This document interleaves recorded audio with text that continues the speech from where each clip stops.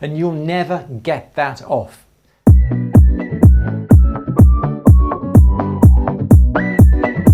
Barbara says, when I do wire designs to a backplate, what is the best way to solder so there is minimal or no solder stain?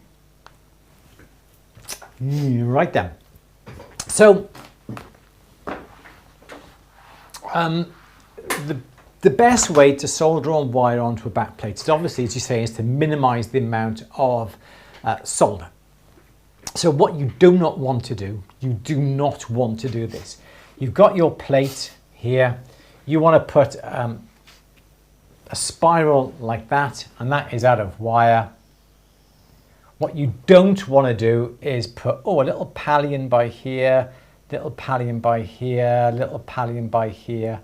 Right, you do not want to do that, because what is going to happen is that as soon as you heat up the plate, there is a chance then that the solder will melt, and that is a good thing. But the solder may melt initially on the back plate, and if it does, even though the solder then may flow, you're going to be left with like a little bit of a ghost of where that solder was on the back plate, and you'll never get that off. If you do get it off, you're going to notice that the surface or the level of that back plate will not be straight. It'll be slightly wavy where you've gone perhaps with an eave disc or something like that to remove those little ghosts, and I call them little ghosts. So the idea, what you want to do is you want to sweat solder some solder onto your wire. So get your long wire, okay, come along and just melt some solder on your wire in certain places like that. You can do it straight or bend it into that first, and then sweat solder your little bit of solder in the places around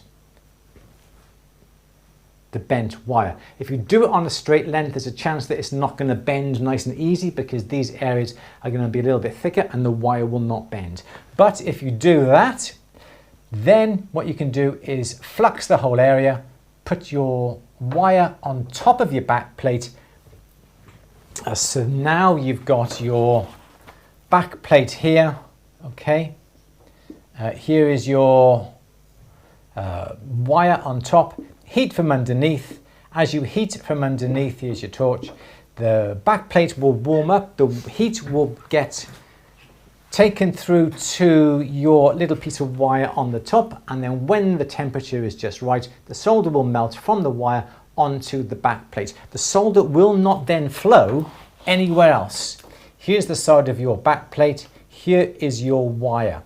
As you all know, the solder likes to stay between two surfaces, so the solder will just melt and cause a little fillet underneath that wire. It will not flow onto the surface because it likes to stay between two surfaces and doesn't like to venture out on its own, so it'll stay between the wire and the back plate, and that is the best way to make sure that you get a nice, perfect background when soldering wire onto a sheet.